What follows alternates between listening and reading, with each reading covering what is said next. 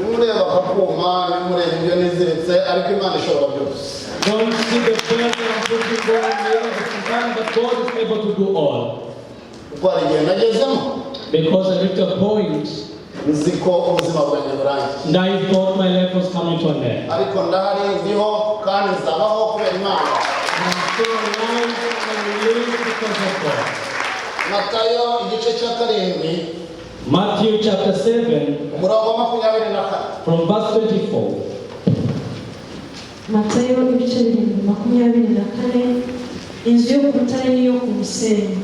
Nuko umuntu wese wumva ayo magambo yanjye akayakomeza azaba nk'umunyabwenge wubatse inzu ye ku rutare. Imvura iragwa, imivu iratemba, umuyaga urahuha, byose byikubita kuri iyo nzu ntiyagwa, kuko yari ishinzwe ku rutare. Kandi umuntu wese wumva ayo magambo yanjye ntayakomeze azaba ari nk'umupfapfa wubatse inzu ye ku musenyi. Imvura iragwa, imivu iratemba, umuyaga urahuha, byose byikubita kuri iyo nzu iragwa, kandi kugwa kwayo kwabaye kunini. Yesu amaze kuvuga ayo magambo yose, abantu batangazwa no kwigisha kwe, kuko yabigishaga nk'ufite ubutware, ndetse n'abanditsi babo. Ntase n'abanditsi babo. Zaburi 119 Psalms 119 umurongo wa 71. from verse 71.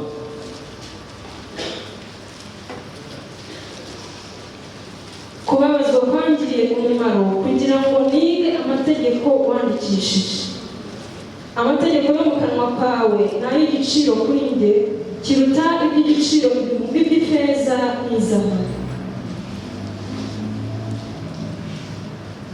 Igitabo cy'Itangiriro igice ni cya 50 The book of Genesis from chapter 50 umurongo wa 18 kugeza ngira ngo kwa 20 n'abatari 24. from verse 18 to around 20 or 22.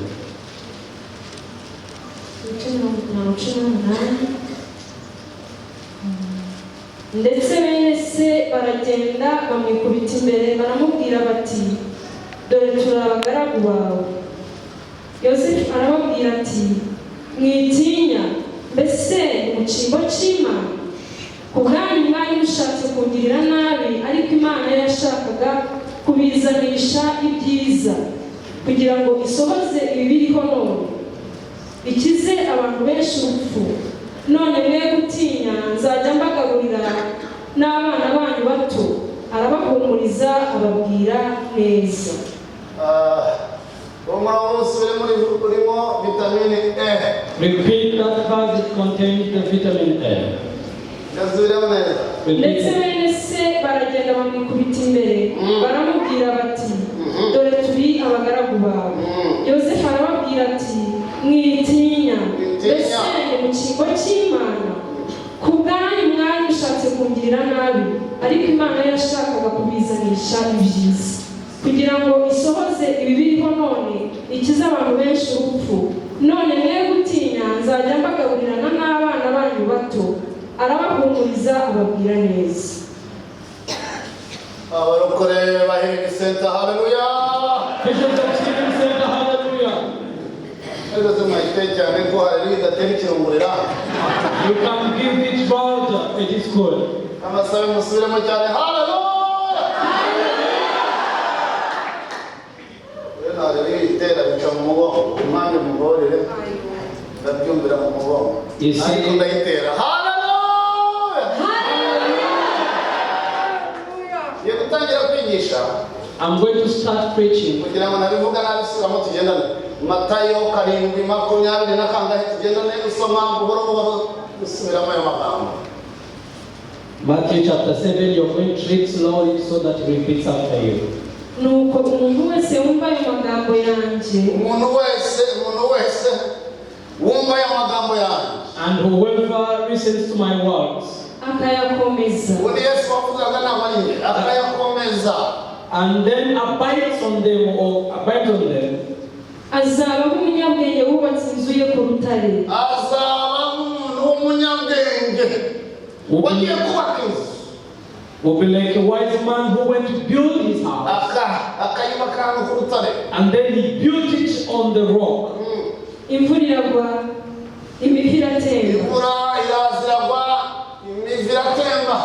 The rain rained and the waves came. umuyaga urahuha umuyaga uraza nawe urahuha, And the winds broke. byose byikubita kuri iyo nzu ntiyabo.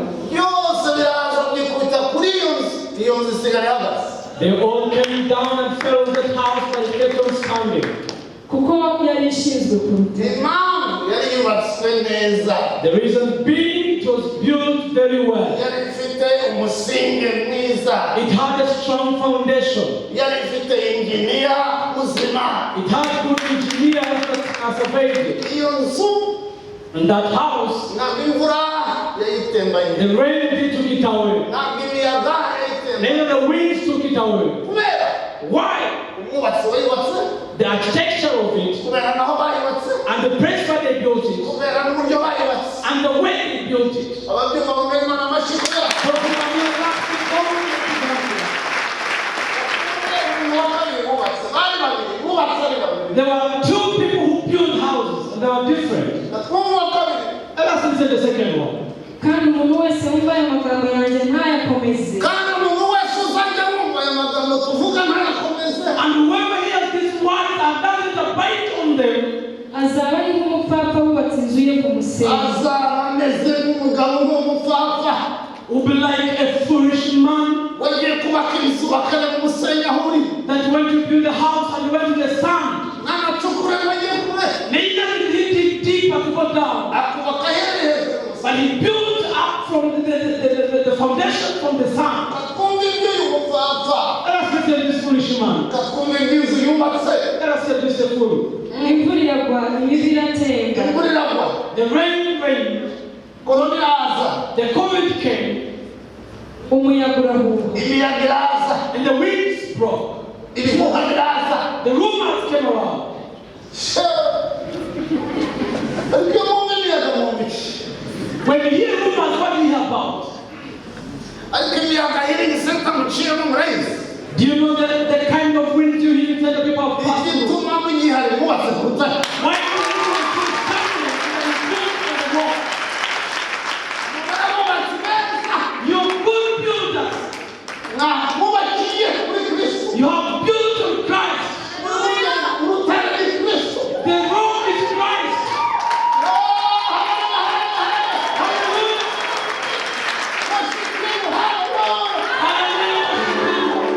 Narakoze kutarabafata, Thank you for being no foolish men. narakoze kubaka neza, Thank you for building very well.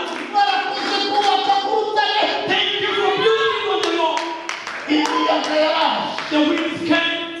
ni bande banyemerera ko imiyaga yaje? How many believe that the winds came? bande bemera ko imvura yaguye? How many believe with me that the rain rained? bande bemera ko imvu yaje igatemba? How many believe that the flood came and they went away? Bubatse neza, But those who believe very well, baracyahari. they're still standing up today.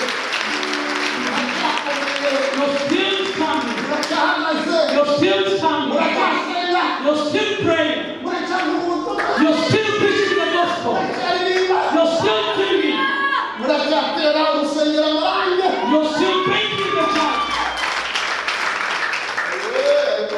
Mwarakoze, Thank you. Thank you.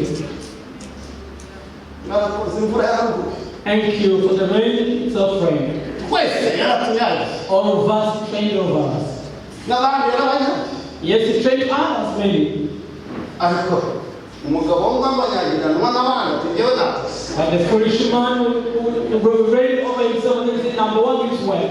mbwirira umuntu uko igihe warakoze kubaka ku rutare. Tell the person that is to you, thank you for building on the rock.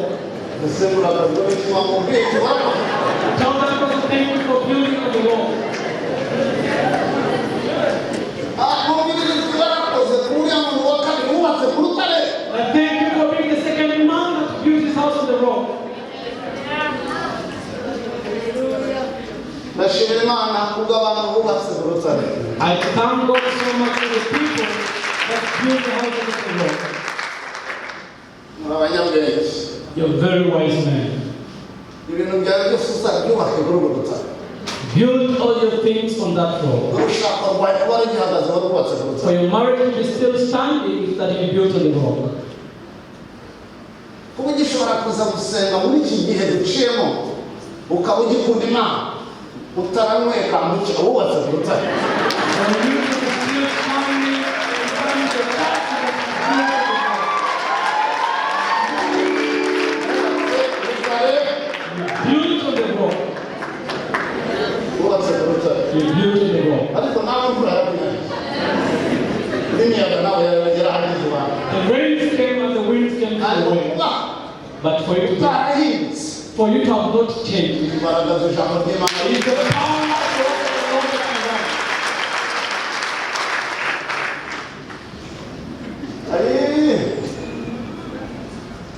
Zaburi 119 umurongo wa 71. Psalms 119 from verse 71. Aya ni amagambo y'umugabo w'abamashi. These are the words of a man that was purpose. Ndakeka twarayagabye. And I believe that the words of David. Dawidi yaravuze ngo kubabazwa David wrote and said that my affliction byangiriye umumaro was very much important to me, kuko for byanyigishije kubaha ijambo ry'Imana n'amategeko y'Imana. it taught me to honor God's word and his decrees. Ikibazo si ibyo waciyemo. The problem is not what you went through. Ikibazo hari icyo waba warize muri iyi minsi. The problem is, have you learned something out of it? Mungarize ngo kwegeye imyaka ibiri duciyemo. Ask the person next to you, for the 2 years that you've gone through, Hari ikintu wize. have you learned something? Kubabazwa The afflictions byangiriye umumaro. was very much important and valuable, Nongera kumenya neza ijambo ry'Imana. for they made me understand the word of God more. Byatumye nongera kumenya imbaraga z'Imana. They taught me to understand the power of God. Kubabazwa The afflictions. kubabazwa iteka ntabwo kuba kubi. It is not all the time that afflictions are bad. Buriya nta muntu ukomera agaciye mu bikomeye. You cannot be a great person before you go through great things or difficult things. How can I say? Ibintu ducamo The things that you go through, imbaraga zo gukomera. they're the ones that give us power to be strong. Azabona n'itubwira abantu. And you can be able to have something to share with others. Yakubwira ukuntu arwara ukavuga ariko ibyo ndabyumva nanjye narwaye. When someone tells you that how the sick the person is, yes, I know because I went through the sickness. Hari ibintu bimwe ducamo There are things that we pass through kugira ngo nitubyihanganiramo tukabicamo tugatsinda ibyo bizamini neza. so that if we are strong and patient and go through those afflictions and those difficulties, Bizagire abenshi bifasha. we'll be able to help many. Ibyo bintu ducamo ni ukugira ngo uzagire abantu ufasha. What you're going through is the reason of giving others. Iyo mibabaro uciyemo, The afflictions that you're going ubwo through, bushomeri waciyemo, that joblessness you're going through, ukajya utungwa n'amana. and you're just feeding on the man. Abakubona bakavuga ngo imyenda uyigurira he?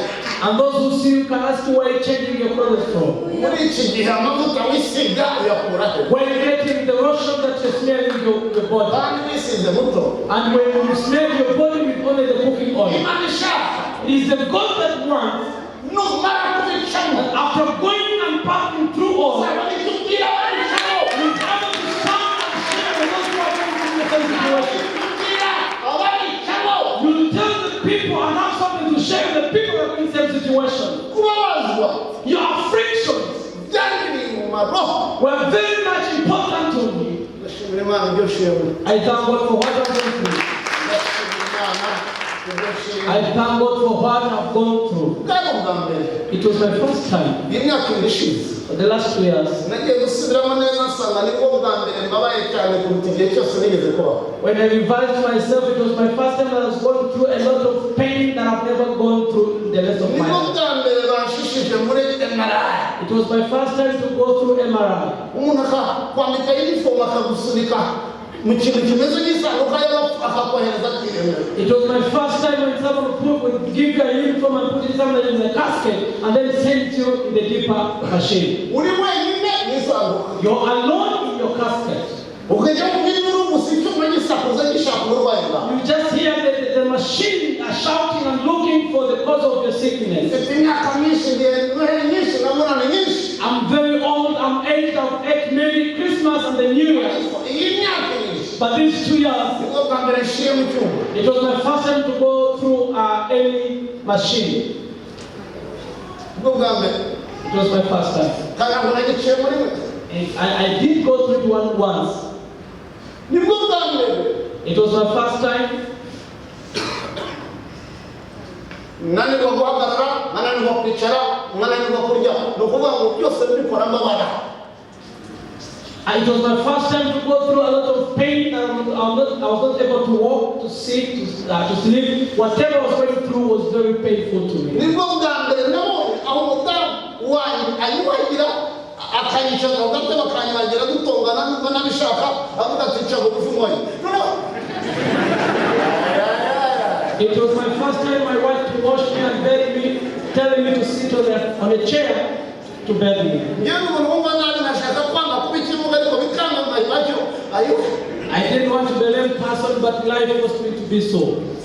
Ariko nongera kumenya ko I came to understand and realize umubiri ari umubiri. that body of the flesh is fresh. Nongera kumenya ko And I came to understand ahantu tuzajya tukambara undi mubiri utarwara udasaza udapfa.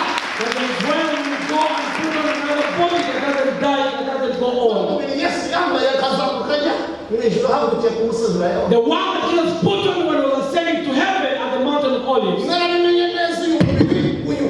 I knew that this flesh that we are putting on. Nibagiwe mu bitapapa. I'm sorry. Uyu mubiri twambaye. This body that we are putting on. Waburokoka cyane waburokoka buhoro hari igihe utazabona. Whether you're righteous or not, there is one time that you face this. Ariko hari ibyiringiro dufite. But we have hopes. Hari undi mibiri tuzambikwa. There is another body that we shall put on Itarwara. that doesn't feel sick, Itagendera ku ngabo. that doesn't walk on the road. Joseph.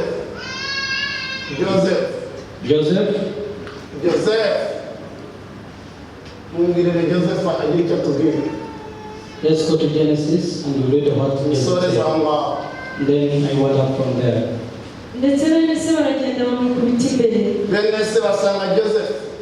And his brothers went to Joseph Nyuma yo guca mu miriro myinshi. after going through a lot of fire, Nyuma yo kugambanirwa na bene se. after being went through a lot of difficulties from his Nyuma yo kuba brothers, houseboy kwa Potiphar. after being the houseboy from the Potiphar's home, Na nyuma yo kuba mu rwobo. and after being in the den, Nyuma yo gusobanura inzozi. after interpreting the dreams, Amaze kuba prime minister w'igihugu cya Egiputa. after becoming the prime minister of the country of Egypt, Uko ibizamini yabitsinze byose abitsindira mu ijana. for he passed all his examinations at 100%. Mbwira umuntu kwegera ati ibyo ucamo uzabitsindira mu ijana Imana izakuzamura. Tell the person that you pass all your exams at 100%, God will promote you. Amaze kubitsinda byose. After passing all his exams, Bene se bara. his brothers came back. Amagambo yavuze soze. This is the words he said as they went up.